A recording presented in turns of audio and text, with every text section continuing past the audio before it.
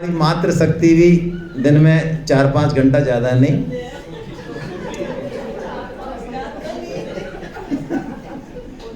और कईयों को तो मैंने ऐसा देखा है, उन्होंने सॉफ्टवेयर में कुछ कमांड दे रखा है। वो कहते हैं भाई साहब आप ऐसा मत बोला करो सेमिनार, यदि हम नहीं सोए ना दिन में तो पृथ्वी पर प्रलय आ जाएगी तुम्हारी कसम। हमारा सोना बहुत जरूरी। कई कहते हैं जैसे हम नहीं, जब चाय नहीं मिलती है, चाय पूरे शरीर में अकड़न होती है भाई साहब, अकड़न। अच्छा, तो भगवान ने ऐसा डिजाइन किया होगा इसको, शरीर को, कि इसमें चाय नहीं मिलेगी तो ये फड़केगा है। ये सब बीमारी हमने खुद ने पाली हुई है। ये जितने भी कमांड है ये सब हमने दिए हुए हैं, और कमांड दे दे के और ऐसा इसको कर दिया सिस्टम, और फिर कहते हैं ये नहीं होगा तो ऐसा कुछ नहीं है। ये तमोगुनी जो है, चलो इनकी वो देख लेते हैं, फालतू इधर उधर ले जाते हो तुम, हटो। देखो सात्विक गुण क्या है। सात्विक गुण बढ़ा हुआ होगा यदि हमारे अंदर, तो भगवान कह रहे हैं तत्र सत्वं निर्मलत्वा प्रकाशकमनामयम् सुख संगेन बध्नाति ज्ञान संगेन चान। तत्र सत्वम निर्मलत्वात्, यानी सत्वगुण यदि बढ़ा होगा तो हमारा चित्त जो है ना वो निर्मल होगा, स्वच्छ होगा, ज्ञान होगा। सबसे बड़ी बात है हम किसी दूसरे की सुनने को तैयार होंगे।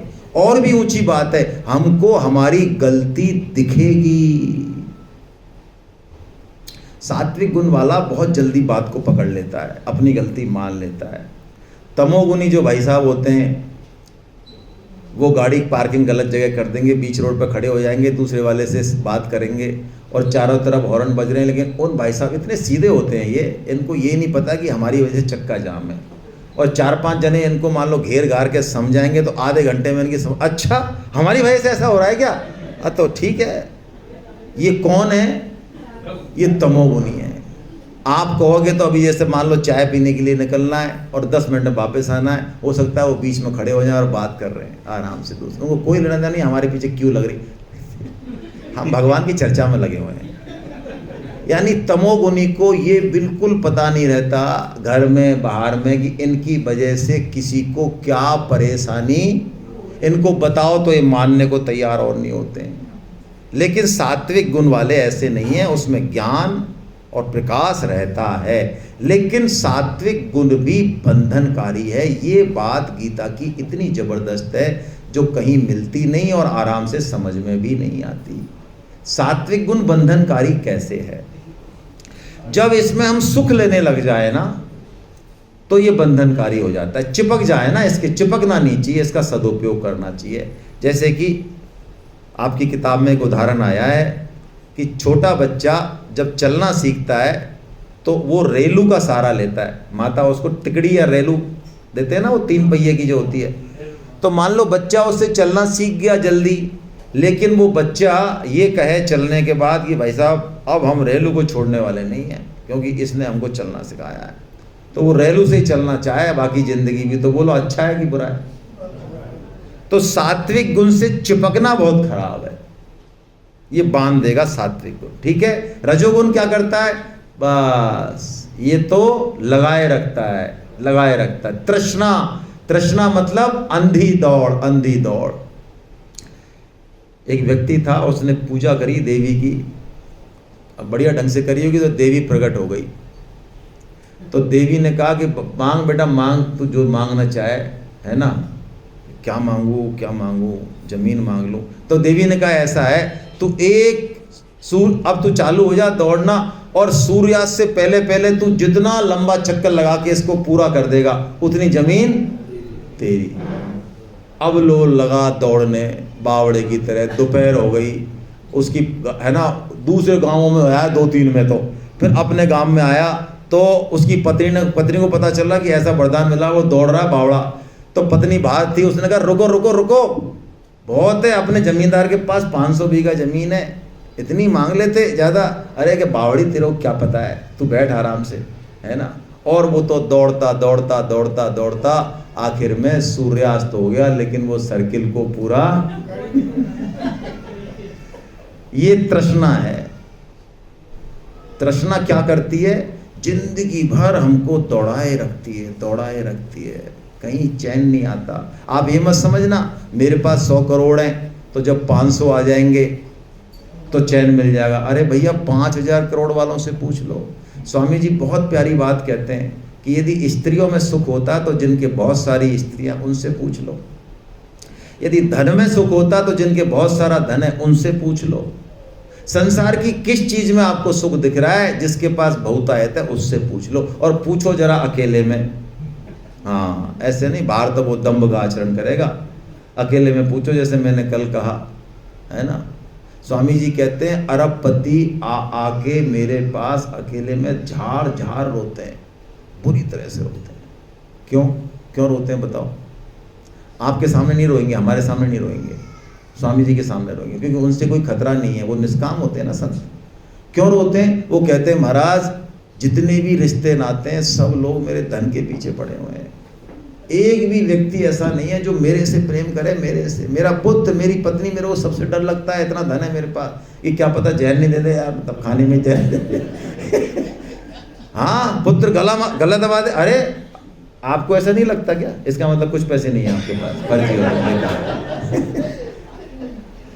इसका मतलब ऐसा है, यदि आपको नहीं लगता तो आपके पास कोई पैसे वैसे नहीं है, आपने पैसे रेपुटेशन बना रखी है। जब ज़्यादा पैसा आएगा तो आदमी अपनों से भी डरेगा। पक्की बात है, पक्की बात है। ये तृष्णा है, ये रजो हमको गधे की तरह पूरे जीवन भर लगाए रखता है, और तमो ये बता ही दिया, इसके 3 भूषण है। वाह क्या बात है, प्रमाद, आलस्य और ओहो, ये परम सुख ले रहा है भाई साहब। प्रमाद क्या चीज है? प्रमाद वो चीज है कि जो करना चाहिए वो तो हम ना करें, और जो नहीं करना चाहिए वो हम अवश्य करें। बोलो अब हमारे जीवन को चेक करो सुबह से शाम तक, प्रमाद कर रहे हैं नहीं कर रहे हैं हम? भाई जीवन को चेक करें हम सुबह से लेके कि कुछ ऐसे कर्म हैं जिसको हम नहीं करें तो भी काम चले, बहुत आराम से समय बचे उल्टा, क्या उनको कर रहे हैं? और क्या ऐसे कर्म हैं जिनको करना ही चाहिए और उसको हम नहीं करते? यदि हम भगवान में नहीं लग रहे हैं, हम नाम जप नहीं कर रहे हैं, बहुत स्पष्ट कह रहा हूं मैं, हम गीता का प्रचार नहीं कर रहे हैं, भगवान का काम नहीं कर रहे हैं, तो आप कितने भी बड़े स्किल वाले हो, दुनिया सलाम ठोक रही हो आपको, आपके चरणों में पूरी दुनिया हो, और आप करोड़पति अरबपति हो, आप प्रमाद ही कर रहे हैं। किसी को कोई शंका हो, कंफ्यूजन हो तो पूछ ले खड़े होके कि आप ऐसी घोषणा कैसे कर रहे हो। मैं बहुत स्पष्ट कह रहा हूं, यदि मनुष्य जन्म में है तो गधा घोड़ा है तो उनकी बात नहीं कर रहा हूं भाई, मनुष्य बैठे हैं ना सब, तो मनुष्य यदि बैठे हैं, मनुष्य जन्म है, और हम भगवान की तरफ नहीं चल रहे हैं, अपने जीवन का उद्देश्य नहीं पहचान रहे, तो मैं कह रहा हूं आप कितना ही समाज का भला कर रहे हैं, बढ़िया से बढ़िया काम कर रहे हैं, टॉप से टॉप स्किल है आपके पास, तब भी आप प्रमाद ही कर रहे हैं, क्योंकि जो काम करना था वो तो आपने किया ही। अच्छा, मैं एक चीज दूसरे तरीके से अपने को बात करता हूं, क्या आप जो काम कर रहे हैं दुनिया में, इससे पहले क्या लगता है आपको किसी ने नहीं किया? चलो और प्रश्न करता हूं, अभी आपका हैप्पी बर्थडे हो जाए तो क्या वो काम रुक जाएगा? दुनिया में शायद ही कोई ऐसा बना है जो आपके काम को पूरा कर दे, या कर देगा? हाँ, बहुत अच्छे से कर देगा। आप हटो तो सही।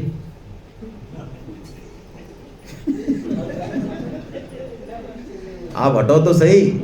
जहाँ भी आप मठाधीश बन के बैठे हो, घर के मठाधीश या किसी कंपनी के मठाधीश या ऑफिस के मठाधीश, आप पधारो तो सही महाराज, देखो तो सही कितना बढ़िया काम हुआ आपके पीछे से।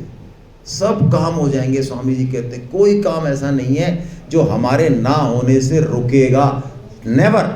लेकिन एक काम है जो केवल हम ही कर सकते हैं, क्या? भगवान की तरफ चलने का, भक्ति। बस तो यही बात है।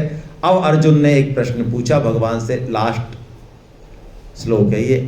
अर्जुन ने पूछा कि प्रभु तो इन तीनों गुणों से हम छलांग कैसे लगाएं? तीनों गुण तो रहेंगे लेकिन इनसे हमारा संबंध हट जाए। तीनों गुण तो जरूरी है जीवन रूपी गाड़ी चलाने के लिए। जैसे कि गाड़ी चलती है तो उसमें क्लच, ब्रेक और एक्सीलेटर तीनों चाहिए, कि नहीं चाहिए? अच्छा, रात को नींद नहीं आए तो बोलो कैसी हालत हो जाएगी? जरूरी है ना? तो तमोगुण जरूरी है ना? अभी हमको मान लो दौड़ना है, खाना खाने जाना है, दर्शन करने है, तो रजोगुण जरूरी है ना? हम गीता समझ रहे, सतोगुण जरूरी है ना? तो तीनों ही जरूरी हैं, लेकिन तीनों का क्या करना है, हमको सदुपयोग करना है, जिससे जीवन रूपी गाड़ी ठीक से चले। तो सदुपयोग करना है, संबंध नहीं मानना है इनसे। तो इन तीनों गुणों से परे जाने के लिए, यानी गुणातीत होने के लिए क्या फार्मूला है, वो भगवान अब इस अध्याय में, इस श्लोक में बता रहे हैं। इस श्लोक को पढ़ते हैं बस लास्ट 1 मिनट, उसके बाद टी ब्रेक करेंगे। मामिचयो व्यभिचारेण भक्ति योगेन सेवते सगुणान् समतीतेन ब्रह्मभूयाय कल्पते। ब्रह्म भूआय कल्पते, यानी वो गुणातीत हो जाएगा। ब्रह्म प्राप्ति गुणातीत एक ही बात है। तो भगवान ने एक बहुत सरल सा फार्मूला बताया। इससे पहले भगवान ने कई बातें बताई, वो हमने नहीं ली हैं, क्योंकि अर्जुन को भी वो जमी नहीं ज़्यादा। अर्जुन क्या है, बिल्कुल हमारे प्रतिनिधि हैं, हमारे रिप्रेजेंटेटिव हैं। उनको पता है ये 3 टाइम भोजन करने वाले, भोजन भट्ट, व्हाट्सएप वीर, इनको बिल्कुल सरल साधन चाहिए। अर्जुन को पता नहीं कैसे पता चल गया है पहले ही। तो अर्जुन हमारी बहुत चिंता कर रहे हैं। भगवान जो कोई कठिन सा फार्मूला बताते हैं, अर्जुन मुंडे हिला देते हैं, नहीं महाराज बिल्कुल सिंपल सा दो आप कोई मामला। तो यहाँ भी भगवान ने बिल्कुल सिंपल सा फार्मूला बताया। ये जैसे ही फार्मूला अपनाएंगे, तीनों गुणों से हम पार चले जाएंगे। क्या बताया भगवान ने, तू भक्ति योग से मेरा सेवन कर।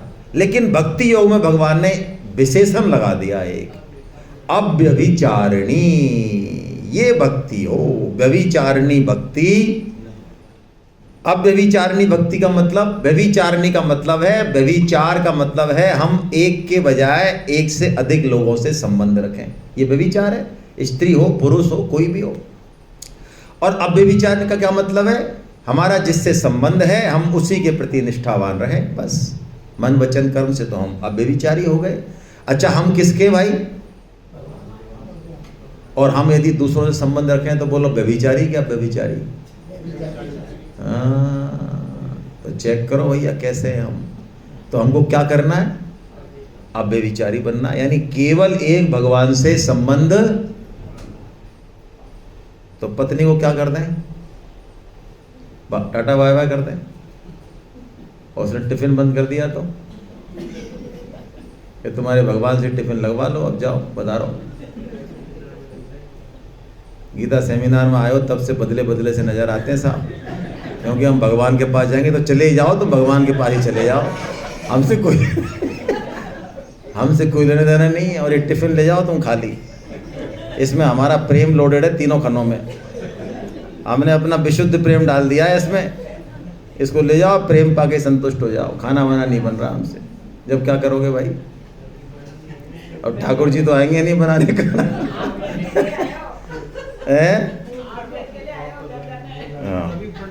तो तभी तो मैं फ्रंट फुट पे खेल रहा हूँ। अब तुम्हारी तुम जानो, यहाँ तो मौज है भाई। अगली बार आएंगे जब देखेंगे, है ना। हाँ अभी तो 5 उंगली घी में। चलिए, तो अब ये तो को बेचारा हूँ, तो को दुख हो रहा है, वो क्या करे, मेरी सहानुभूति भाई, और तो मैं क्या कर सकता हूँ, ताकि मैं तो मजे लूँगा।